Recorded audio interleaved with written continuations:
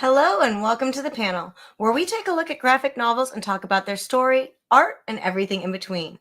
In honor of Black History Month, we're taking a look at Rodney Barnes's Killadelphia, a gritty cop drama full of blood, guts, vampires, and John Adams.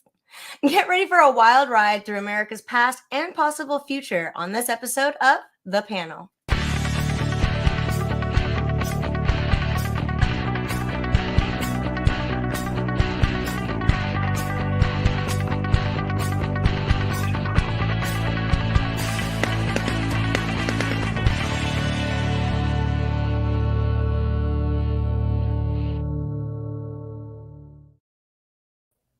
Hi, everyone. I'm your host, Anna Mia, and today joining me we have, from Previews World, we have consumer marketing digital content editor, Troy Jeffrey Allen. Multiple people are biting multiple people. How's it going? There you go. Hello. All right. And our special guest, we have the writer of Scorpio and podcast host of Beyond the Fourth Wall, John Robinson IV. Hey, what's going on, y'all? What's up? How's everyone doing? Cool. Pretty good. Chilling. Nice. I'm really excited. I'm glad we get to finish off Black Futures Month in style. Right. You know? Yeah. There you go. This is perfect. I'm really excited to get into this. So let's go ahead and get started. So when Jimmy, a small-town cop, returns home to bury his murdered father, a revered Philly detective, he learns that the city that was once the symbol of liberty and freedom has fallen prey to corruption, poverty, unemployment, brutality, and vampires. Now it's up to Jimmy to stop John Adams, yes, that John Adams, from building an undead army and staging a new American revolution. All right, what were your thoughts going into this? I'm going to pick on Troy first. Oh man, this is actually like the third time I've read this book. Like at least the first 6 issues, I want to say. This is something that once I discovered it, like I pretty much have always had it on my pull list. So full bias here. Already love it. Spoiler alert. But yeah, my initial reaction is it good. It's real good. And what about you, John? Yeah, so I was one of the people who got onto this book late. Like people were talking about it, and it's kind of funny because I already liked Rodney Barnes' writing already. So it was like one of those things like I'm going to read it eventually, and we'll see. But everybody was kind of raving, and then finally, like sometime last year, I finally, which is pretty late, and they're like 30 issues in, so I finally hopped in on it, and I was like, okay, yeah, this is like this is some real stuff right here. So yeah, I'm excited to talk about it for sure. Was it what's better than cop drama and then vampires? And then you like throw in old presidents, and I was like, okay, I need to figure out what's going on. Right. So yeah, let's figure out what's going on by digging into the story.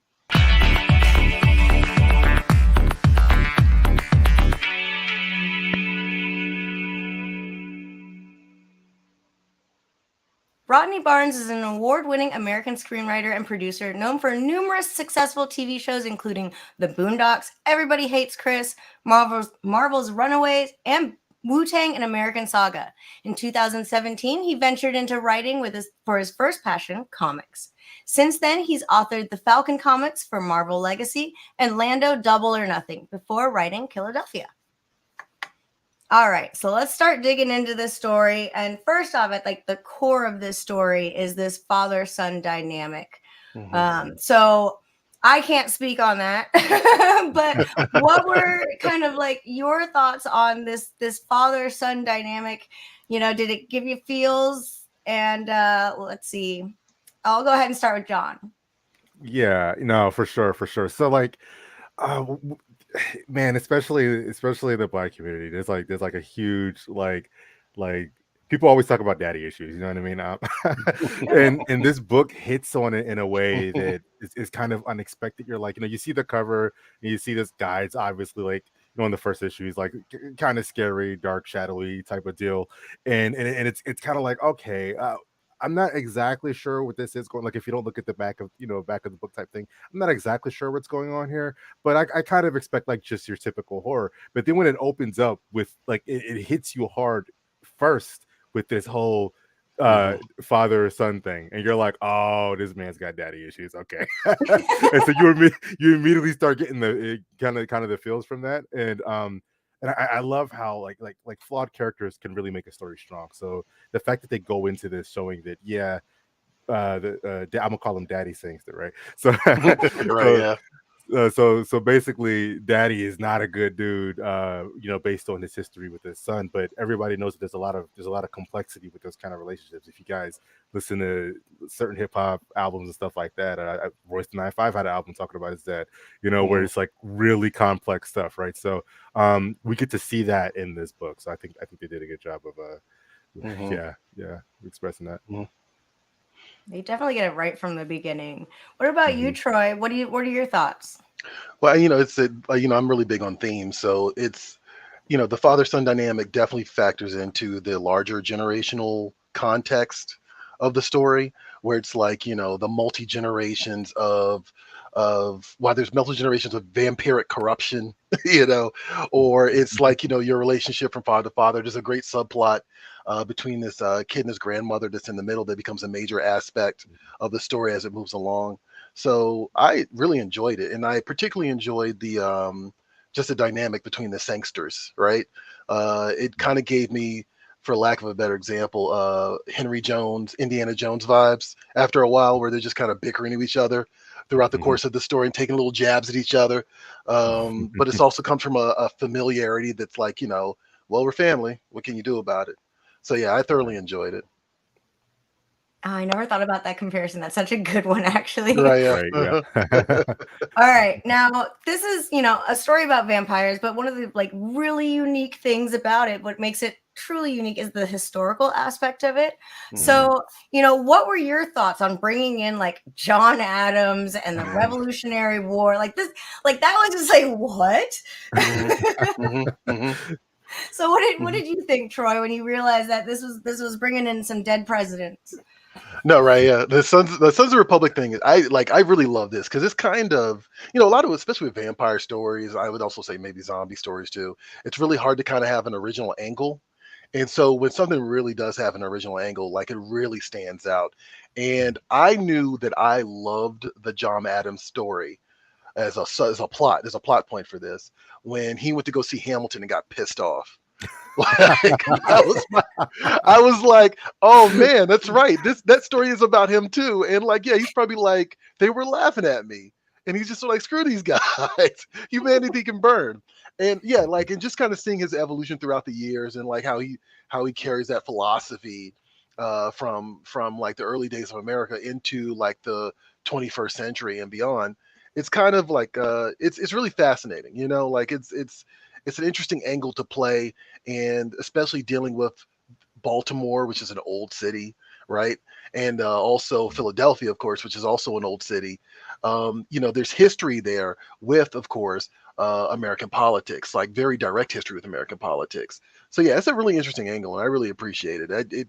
It's even revisiting it. I was like, man, this is a really good take on vampires. Like it Right. really has something interesting to say at the same time, but it's also original. So shout out to that.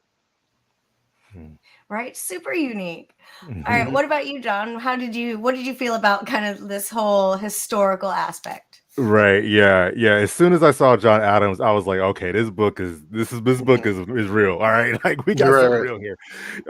It's like so my first thought was, okay, is the villain gonna be Daddy Sangster? Is that what we're dealing with here? Like Right, in the yeah. very first issue, and then like is it kind of pulls the curtain back and I see John Adams and I see the name of the arc, this first arc is called Sins of Our Fathers.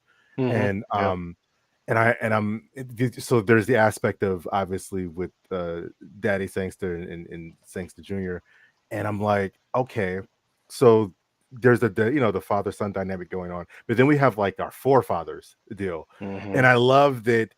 Like when we get the background on Adams, the way they talk about how Adams had to live, he had to do the follow up to George Washington, right? Mhm. Mhm. and how that background kind of drove him to where he's going. You know what I mean? And I just thought that was such an interesting take. And really, what this says is is you can always, like, you know, they say, oh, every story's been done, every story's been told.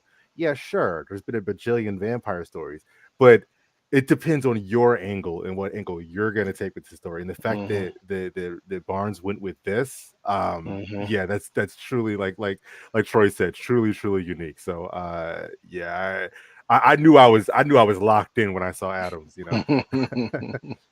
Yeah, it's so true. Like even, like vampires, it's just such a straightforward thing in like movies and books. And it was great that this was like the whole Hamilton thing. Oh my God, that was Right. hilarious because you have those moments, right? And there's Right. such good moments. Mhm. Now, was there like a moment that really stuck with you in the book, or something that was like surprising? Or I will start picking on Troy. I love good dialogue, and Rodney Barnes is actually really good at that. There's a line in there that's like "Land of the Free, Home of the Vampire," and I just love stuff like that. Like I thoroughly enjoy all the flowery language and how, like, these characters communicate things, and it's a lot of it is very noir based. Because that's kind of where these type of conversations come from. Where it's like there's not regular normal day-to-day speech. It's like exaggerated speech, and it has this sort of like of drama to it that I really appreciate. So there's a lot of beats in this story that feel like that for me. Yeah, Very, very yeah. true. Hmm. What about you, Um, John? yeah, like things that pop. I'll so there's a lot of themes. There's a lot of things. Troy mentioned a thing at the beginning, and Hmm. um, Yeah. something about telling a vampire story that has themes that are this strong, that weigh heavily on the Black community. Um, Man, I think the thing that stuck out to me most was seeing, there's actually a cover of it, and then they go into the issue of it, was the woman who has the missing signs of the Black girl who's now a vampire. You know, Hmm. I can't remember that character's name. I'm bad with characters' names, Hmm. but but there's a character who she's 150 years old, but Hmm. she was turned when, she's essentially like a teenager, I think. And she has, yeah, her sister has the missing sign, and that's such a, like, if you look at it, real life history, or current day, not history, current day, there's always these signs of these black girls, these Black women that are missing, that are Hmm. that are kind of floating around, and they get ignored. Like, we don't see these getting like covered on live action news, right? Not to the extent they should be, at least, or on local news, but we see them all over the internet. We see them on TikTok, we see it on Twitter, and Hmm. we see the signs up, and that was like a really powerful thing for me. And then those two characters have their own dynamic, about whether or not they should live forever as vampires, or die like, Hmm. live a life and die like normal people. So there's like, they hit a lot of, and that's not even that's like a C or D plot, and it's still so heavy, man. Like, It it's is so right. Hmm. Hmm. so, Yeah, I didn't even think about that. Yeah, Wow. yeah. No, Yeah, there's you know, so many heavy themes. yeah. mhm, No, Um, I was just gonna add, like, yeah. no, yeah, I was just gonna add that, like, yeah, we see that actually a lot in the DC area, actually, which is a little disturbing. So, mhm, yeah, and I also wanted to add that, there's also this angle of like systems, and systems being like almost like viruses, that I also find really interesting here. mhm, And it's kind of like embodied by the vampires and Adam's belief in how he doesn't want to operate in the existing system, so he's trying to create another system. And then the kid with the grandmother, Tevin, like, challenges that. Like, you know what I mean? And so, like, all this stuff is really fascinating, right? Yeah, here you go. And I just think those are Johnny's on it, man. right. Yeah, I just love that. I just love all the layers here. Like you said, some of this stuff is like the D plot, but it just has weight. Right, because it's so thematically powerful. I mean, Hmm. there's certain points, like, there's things that Adam says that is so powerful too. Like, there's a one panel, very large panel with him kind of by himself, and he says, the other forefather. I can't remember exactly what it says, but he's like, the other forefathers would think less of me, or whatever, or think that this was crazy or Hmm. something like that. And he says, but I have something that they lack, and it's like the bottom right of the panel, says perspective. And it's Hmm. like, he's Hmm. lived all these years, and he's, Yeah. you know what I mean? Like, you think about presidents where they presidents are trying to, well, in theory, they're trying to do the right thing to do for, Hmm. to send the country down the right direction. But they Hmm. all, eventually they're human. They have their time, and then they're 8 years in office or whatever, then they die, or they get out of the office, they eventually die, whatever. Whereas this guy Adams has lived literally since his time, and he's like, no, I know, I understand things that you guys can't, just by virtue of my experience, my life Yeah. experience. You know what I mean? Like, and him as a villain is so, even as well, I don't know if I want to give that exact spoiler yet, but even as the end thing happens, he still has he still has powerful words, and the thematics are so strong. Yeah, super poignant. Like, there were a lot of themes in this that I really enjoyed. I really liked Tevin's story, like the whole idea of like, here's this like, street smart kid who most people would probably like, not think that he would be able to take on this task of like figuring out that this is like it's basically the same thing, except that there's a different person running it. And so for that, it's I love that he was the one that kind of has discovered this. Because he is so like soft-hearted, because like the way he is with his grandma, it's like he has this outer persona, but then at the same time, like he's such a like smart and good person. But I wanted to share one little part that was kind of funny to me. So there was this part where he says, "This is my Bunker Hill, me, the modern day Colonel William Prescott, guiding my troops into battle. Do not stop until you see the blood in their eyes." Okay, so family history on my dad's side. Growing up, I was always told that I was related to the guy that said that. And so when I saw that, I was like, "Oh crap! Is that me? I look like my like ancestor?" And so I like looked it up. So I was like, "Oh shit!" And of course, like looking up your ancestors from back then, it's like a 50-50 chance they're like a good person. And he's being a good person. And like, yeah, I found out like he never owned slaves. He actually like was, one of the people that tried to get it abolished in Massachusetts, and actually like tried to give one of the African American soldiers, Salem Poor, who like fought with him at Bunker Hill, like tried to give him like all this credit, and was really like advocating for him to be rewarded. So like reading that, I was like, oh, thank God. Okay.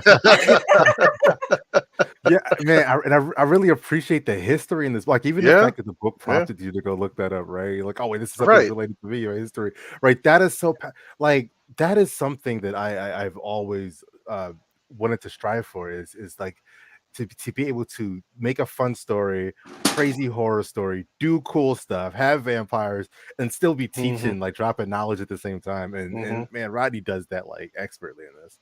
No, that's amazing, because like now you have an experience anchored to this story. That's great. Exactly. Right. That's crazy. That's crazy. Yeah, no, it was like fun, but then also worrying, and then also relief. There was a lot of range of emotions on that one. Yeah, sent you for a roller coaster. Right? You're off the hook, me. Huh? You're off the hook, me. You're off the hook. Okay, good. You're off the hook. Now, there's so much to this story, but I feel like you can't really look at the story without looking at the art, because they really go hand in hand with this. I really feel like the art style adds to it. So I kind of want to like start adding in some of the art to this. So let's move on to that.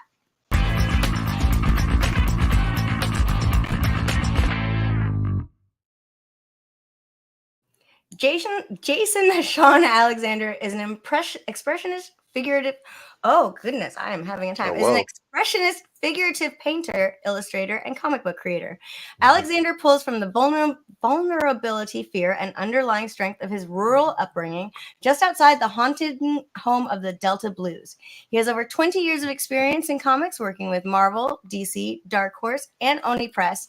And in that time, he's earned 2 Eisner Award nominations and the Silver Medal from the Society of Illustrators. Oh my goodness, that was a tongue twister in the beginning there. I don't know what happened. It was, yeah.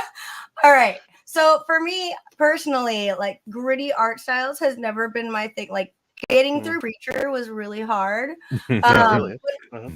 I was definitely like enthralled with this because it like adds so much to the story. So what are your thoughts on like the integration of like, Jason Alexander's art and then, the story from Rodney Barnes? Like, what'd you think, that kind of combination? We're going to go with John. Yeah. So my first thought was, okay, this is a dark story. These are vampires. They literally can't be out in the sun. And Jason Shaw has this thing with shadows that is just so, Hmm. man, it's so hard to describe. I'm bad. I'm not like a student of art. I can't draw a freaking stick figure, but man, there's something to say about the way that he melds like the figures into the shadows, and then the way that like light plays a huge role. Like the silhouetting in this book is so strong and so Hmm. evocative, and there's something about like the choice of colors. There's certain points, like for example, you see the girl with her when she's crying, the vampire girl, she's crying and there's blood seeping from her eyes, and the red just pops because it's such a stark color on top of on top of the other more muted colors. Like, yeah, it's just so, like, I Hmm. don't know, there's something about it that just really fits the tone of this book that I don't think, like, like your like I love the the regular superhero books and stuff like that, but like I don't think that tone would capture what Jason's able to capture Hmm. in this story with the silhouetting. Like I just think it's really, yeah, it's very, it's part of what makes this book so incredible. Like, so you layer that on top of Rodney's his you said flowery poetic dialogue and Hmm. knowledge Hmm. drop, and on top of it, everything just has impact, Hmm. impact. And I'm thinking, like, from the comic writing perspective, I'm thinking about like when there's the scenes where the vampires just kind of go ham and they just kind of rip into people or whatever, Hmm. and I'm like, man, yeah, I could tell the Jason's having fun here. You know what I mean? Because on Roddy's end, he probably just has to go, the vampires fight, and then Jason's like, all right, bet. Hmm. Right, right, right, right. So yeah, it's a lot of fun. It's a lot of fun. What Yeah. about you, And, Trey? What did you when I first read this, I did like a little mini review on Previous World Weekly, and I said that, like, this is like, I felt like this was like a TV show, right? And rereading this, and I meant that as a compliment, right? Right. um and like rereading this, I was like, nah, because it loses a quality the minute you put real life actors in it. Like Mm-hmm. what Jason Mm-hmm. Sean Alexander is doing, like you said, with Shadow in particular, is really impressive. And I would just kind of point out, if you're a fan of Bill Sienkiewicz, if you're a fan Oh, of Alex oh yeah. Maleev, Oh yeah. and if you're, and it definitely reminded me of Ben Templesmith a bit in 30 Days a Night, then this is kind of the book you want to. This book is definitely for you, because there's a texture quality to like his art style. Like it feels like you could like feel the grooves of the lines and the ink blots and the blood splatter on the page. It just has like a grit and a texture to it that is like absolutely amazing. And like that sort of abstract, almost oil painting like style, or maybe he is using oil painting as far as I know, or maybe he's Mm-hmm. using an oil painting tool on Photoshop for all I know. You know what I mean? Right. Right. But Yeah. it really does add a layer to it that, truthfully, you don't really get with a lot of digital art now. A lot of Mm-hmm. digital art does feel a little bit removed to me, and I don't have that here, assuming that this is in fact digital art. Mm-hmm. Yeah. Yeah. Yeah, no. Hmm. So when I was looking back into like his history, like the artist's history and stuff like that, his upbringing, he, went through like a hard upbringing, and then he used a lot of like expressionist kind of painting styles, Hmm. and really drawing on themes of like vulnerability and fear. And like I feel like he did a good job of putting that in there. Like, did you kind of notice those things? I feel like what No, Uh, absolutely, absolutely. No, like the that did, like, I gave you the best examples of artists that do that, right? Because there mhm. is a photorealistic quality to like what he's doing as well. And my problem a lot of times with photorealism, I'm not going to name names, but my problem with a lot of photorealism is that it feels kind of emotionless, and it really Mhm. just kind of feels posed. Jason Sean Alexander does not have that problem. Mhm. Like he's able to draw people like people and go for that photorealism, also find that abstraction, but also like they're acting. Like he is making them act, and it's really, really powerful the way he does that. And that's kind of Okay. not necessarily always a given with this type of art style. Oh, for sure, for sure. Oh man, when it comes to expressions, oh man, there's I think about the fact that sometimes for a scene to really hit, you need that expression, the expression on the character's face to really sell it, to sell that particular panel. And that happens so Mhm. often, even in the small Like, look at moments. that. Yeah. Yeah, even oh my gosh, yeah, like just like even in the small moments where like when Jose or am I saying her name right? Is that Jose? I think it's Jose. Oh, Jose. Yeah, Or is it Josie? mortician. Josie Jose? I Yeah, think it's yeah. Josie. Yeah, the Yeah, mortician. Right. Josie Jose. Yeah, I'm going to always pronounce the name wrong the first time. Right. When I'm reading it on paper. But no, when there's like moments where she shrugs a lot, right? But I Mhm. love her expressions in the book because she's like in the midst, like she's a mortician, so she sees dead things, people all the time. Then Mhm. dead things are coming to life, and she should be more shocked, but she evokes like she's still able to like show the expression of the shock, like Mhm. while having this very like matter of fact look on her face, like yeah, Mhm. they're dead, Right. yeah, they're yeah, no, they're dead, but they're trying to kill us, you know. And she Mhm. has like these moments where she shrugs. Junior has moments where he like kind of gives the what like what you say expression Mhm. like come Right. on Yeah. bro, like he like and like those little nuances of expressions are so well done, it's not even funny in this Mhm. book. The dad's yellow eyes. The Oh dad, like, yeah, man, like that. yes. That always kind of strikes me every time I see it on the page. I'm like, man, that is really effective. Hmm. We had a And it's comment from Johnny saying, "I will say that I didn't expect Abigail Adams to be a Madison dominatrix." right. Oh yeah, when that Yep. part got put in, I was wondering about them because she seemed like very like chill at like in the earlier when they're doing the background the earlier years, Mhm. and but when you live for a certain amount of time, like which is why their relationship, like with her saying that she wanted to be separated, makes Mhm. so much sense. You guys are Yeah. immortal. It's like okay, yeah, like how long are we like? There's no death to do us apart anymore, you know. Mhm. And she kind of takes on this new role. Yeah, the expressions are and the personalities are perfect, man. Mhm. Yeah, I just really love the twist on like character or not characters, but like people you know from history, and all of a Mhm. sudden you're like, oh, okay, I never thought about that possibility. Right, Right. right, Right. exactly. Right. Now, did you? I know there were so many great art moments, but was there one particular scene or art moment that really stuck with you or stuck out to you? Mm. Um, okay, Troy. Hmm. No, I was hoping Johnny would grab it. Maybe he did. Like, so there's when Adams like mobilizes his vampire squad, right? Like they attack people inside a subway, and there's this great 2-page splash that's just again it emotes, and it's super expressive, and it's gory, and it's dynamic, and it's everything that like you want from a comic. When you turn that page and you see a splash page, that's what you're supposed to get, you know. I absolutely loved it. I legit like hit that. Again, I've read this thing 3 times. There it is. Yeah, I've read this thing like 3 times, and it still struck me when I opened it. I was like, wow, I forgot how good that was. Yeah. Yeah, no, those were intense scenes. Mm. um, what about you, John? Yeah. So there's a particular scene. I believe it's in issue 5 or 6. So I'm good for the. I love all art in general. Like I take a long time to read comics because I literally am just like staring at the pages, right? Mhm. Um, Mhm. like just like taking it in and enjoying like the art, the work that goes into the pages. Mhm. But I like your shareable one-liners, right? Like your shareable one-liner pages. And Mm. there's one in particular where there's a bunch of vampires and they're all black, and they Mhm. say I think we need to have a talk about patriotism. And for for some reason that panel hits so hard for me because the Mhm. way they're looking, it's like I feel like I feel it, right? Like Mhm.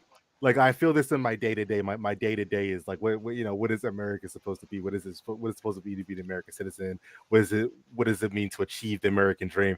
And when Mhm. they are all like lined up like that, it's kind of like, yeah, we got a message to send, you know.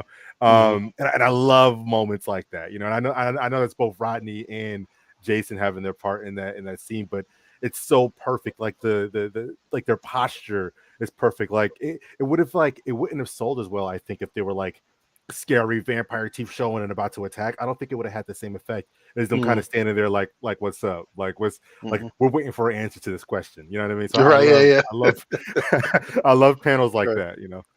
Like, they definitely like have attitude. You can like see it in like the eyes of every character. Like I don't know, expressionism. I can see it Yeah. in Oh like yeah. every single character. Absolutely. Oh my god, this was such a good book. So let's go ahead and start kind of getting into really talking about our final overall thoughts about the comic.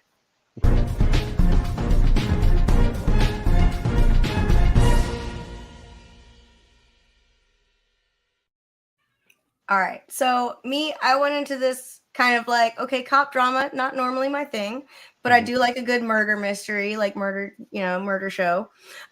So I went into this, and I love vampires. I went into this, not knowing what I was gonna expect, especially when I heard about the presidential kind of aspect of it. But I feel like this is such a unique story, and it's got so many, like you said, like poignant themes that I feel you don't see often enough in comics. So what are your overall thoughts now that actually, Troy, let me go with this. Now that you've read it for the third time, how do you feel like on your third go? I always have the same reaction, which is like, damn it, I should have like got this as it was coming out, because I've been reading it in trade paperback. And, again, I like just looking at the artwork, I'm just sort of like, man, I like this is a really well done series, and it evolves. I mean, not to give anything away, but it goes so beyond just this as the series goes on. Like, Spawn shows up at some point in time. There's a spin-off book about a nightmare blog. Like, it just expands and expands and expands, but it still kind of keeps this taut, like, tense suspense feel to it. Yeah, it's the type of imaginative storytelling that you really can only do in comics. And yeah, it's not just a good comic by a black creator, it's just a good horror comic, period. So, or just a good comic, period. So yeah, I highly recommend this series for sure. Did you say Spawn? Yeah, Spawn. Right. Spawn Right. shows up in the book. Yes. I feel like, Right. this is like one comic that you're like, there's no way that you will predict what's happening next, because like okay, now I have to keep reading. Yeah, right. Right. Holy crap. Okay, what about you, John? Yeah, this is definitely my kind of series. This is I mean, like, I am a sucker. Like, so funny thing is, I'm not like typically a horror fan, but I'm not a horror fan because I don't like horror. I'm not a horror fan mainly because of bad horror movies. So so it's like I've seen so many bad horror movies that it just like has like, made me like, okay, this is probably gonna be bad, right? I don't I do like horror comics a lot better. I don't know if it's because I'm a comic head or what, but like I've read more good comic or horror comics than I've watched of horror movies, if that makes sense. So going into this, I was like, okay, it's a horror. Let's see how I feel about it. But I know it's by Rodney Bars. I like pretty much everything he puts out. But then, like, as soon as we get into it, like we talked about earlier with the opening with the father-son dynamics, I was like, okay, this has strong thematics. Okay, we're using captions. I'm a big caption head. Like, I like both types of comics. That have some don't use as many captions, others do, depending on the way you want to tell the story. But in this case, the captions serve very, very well. Like it gets into each character's inner thoughts, including Adam's, right? Yeah. So I really like I really like the way that it's used. There's just so much, like, the dialogue feels perfect. There's like no moments where I feel like that didn't need to be there, or this is too wordy, or like is this taking me too long to read, and like, can we just get to the point? I never felt like that once in this book.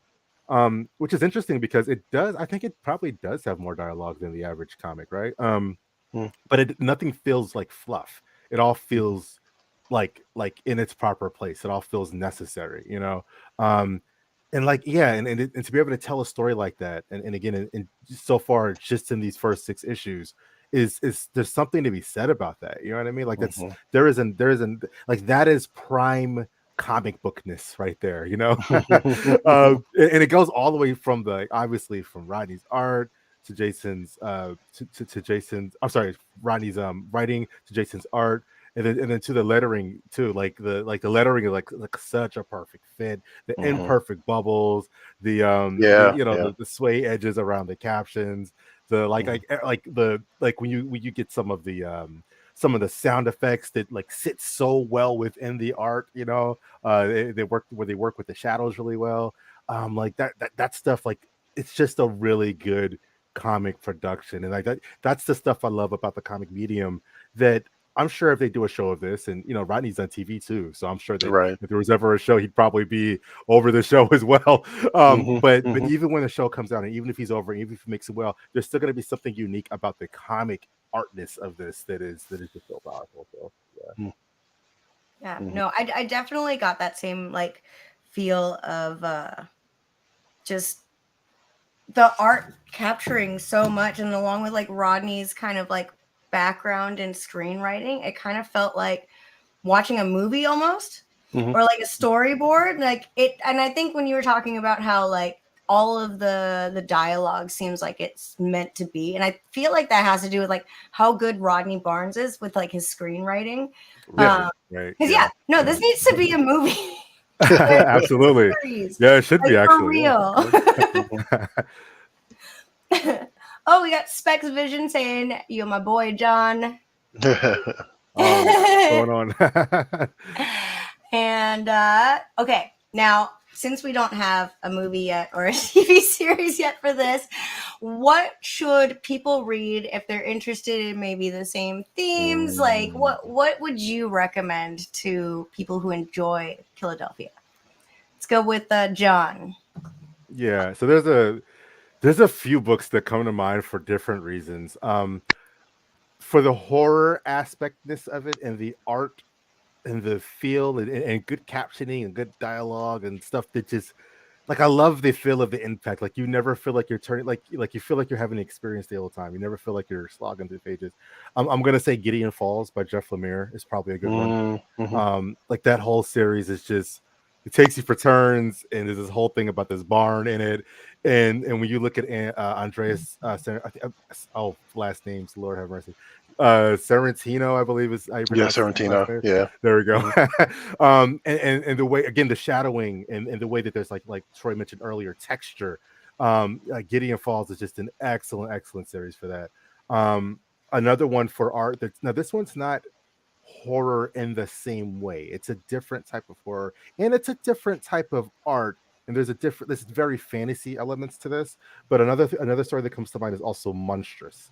So yeah, Monstrous is by Marjorie Liu, I believe. Again, names I'm probably mispronouncing. I'm really bad. No, you're on it. You're on it. And I believe Santa Takeda. I'm going off of memory with these authors and artists.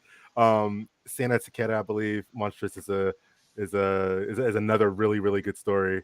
Like a beautiful. I mean, some of the most unique artwork you've ever seen. I promise you.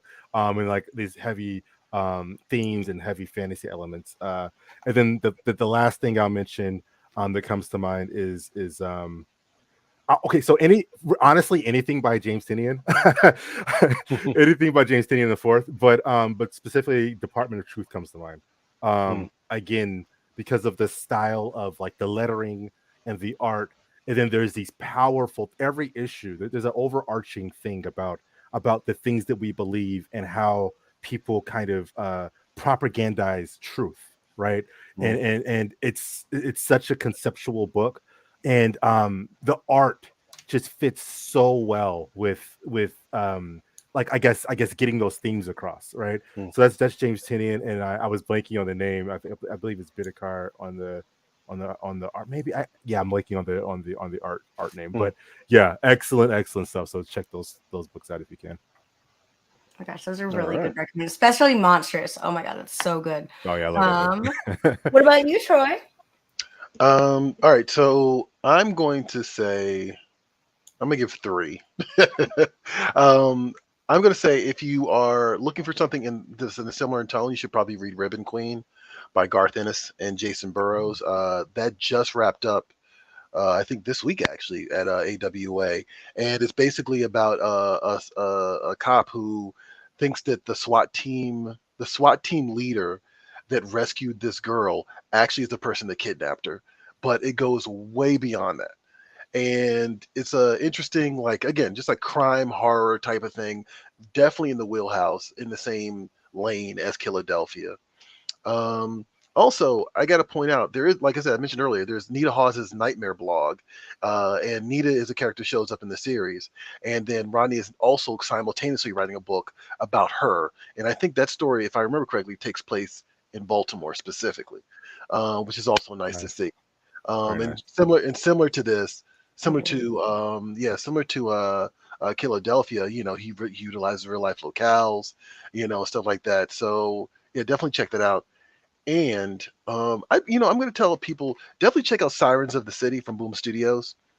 The artwork is phenomenal, and it's got a very dark story, and it's just a really, really well crafted, like well designed comic. It's Kari Randolph and it's Joanne Starr. Um, yeah, definitely check that out because that book it's cool. It's a cool little book, and I don't see a lot of people talking about it. And it's got like an energy to it that is different from Killadelphia, but also is kind of in the same genre in a lot of ways. Right. Right. All Definitely. right, Chris, I gotta write all these down now. Right. I was taking notes. These are so many good recommendations. And I feel like we've only like skimmed on some of like the topics and themes and everything. There's Mhm, so much we could talk about with this comic. Hmm. But mhm. unfortunately, we are running a little out of time. So I will go ahead and wrap things up with this. All right. All Cool. right. All right. This is your reminder to pick up Killadelphia at your friendly local comic shop, and to find a comic shop near you, head over to comicshoplocator.com. And I wanted to go ahead and give our guests a little chance to kind of plug anything that they've got going on. John, Mm, what have you got going on? Tell us where people can find you and all your Yeah. things that you're doing. Absolutely. Yeah. You can find me pretty much anywhere under Fourth Wall. That's IVWALL. Yes, it's a play on me being John Robinson the fourth. So IVWALL, Fourth Wall. On Instagram, it's going to be Scaritz. So that's SCERITZ. But everywhere else, it's pretty much Fourth Wall. I'm ongoing series Scorpio that I'm working on. It's we're going into issue 4 pretty soon, and we have a spin-off of that, a one-shot called Leo. That's kind of a coming-of-age story for the Leo character in that book, because the story does span all the zodiac. So definitely be on the mm, lookout for that. And also I'm doing a quick I'm going to do a quick run of quick Kickstarter run for some variant covers that are exclusive to the Scorpio series, because when they first came out, I was a brand new writer and funds were limited to get all those variant covers. So now we're doing a full fledged, now that I'm in there, I'm doing a full fledged variant cover run. So be on the lookout for that. Again, you can find me on all social media at Fourth Wall or at Scaritz. That's SCERITZ. mm. Awesome. Yeah, check out the Kickstarter. That sounds awesome. And yeah, as a like beginning comic writer myself, I'm like, yeah, it's really hard to get the funding together for your own stuff. But Right. Yeah. I can't wait to check that out. And what about you, Troy? What have you got going on?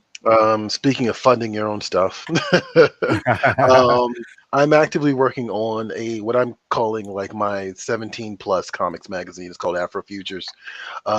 It's slated to drop. I want to say in June. It'll go to Kickstarter. Oh, well, I won't say which crowdfunding platform yet, but I kind of feel like it's going to be Kickstarter at this point. And yeah, we got some really great artists on it, and it's just uh, a series of short stories. It's also kind of well, not in a big way. It's also has a music theme to it as well, which has kind of been my wheelhouse of late because of some of the other stuff I've worked on in the past. So yeah, like we got this robot host DJ, and she's just kind of presenting all these different Afrofuturism stories. So there's a little bit of everything, a little bit of drama, suspense, thriller, horror, science fiction. We're doing all the things. Superhero, it's all in there. So definitely check that out. Definitely keep an eye on that. You can follow me at TJA Comics, and I'm definitely going to be showing people glimpses of it beyond just Black History Month, but over the next couple of months. And everybody I show it to tells me it's cool. So I'm encouraged. That's awesome. And yeah, everyone, make sure that you're supporting, your comic writers on, especially on their Kickstarters. I feel like right now that is kind of like how writers and comic artists are able to like really tell their story. And so like go out there and support them. Mm-hmm. And Absolutely. also, I just wanted to say thank y'all both for coming and joining me. And like, this was a great talk. I love this. I wish we could talk more about this. Yeah, Mhm. no, thank you for inviting me on. This is awesome. Yeah, I love talking comics, so be able to do it on a live show is like, yeah, Yeah, we'll have to have you on again, definitely. absolutely. Yeah. Awesome. And for everyone out there, if you have a graphic novel that you'd like us to talk about, leave a comment below and your choice could be picked for a future book. This is also your reminder to follow us at Previews World and Free Comic Book Day on Facebook, Twitter, Instagram, and YouTube. Finally, thanks for joining us. I hope you enjoyed the show. Heroes are a dime a dozen, but comic fans are priceless. We'll see you next time.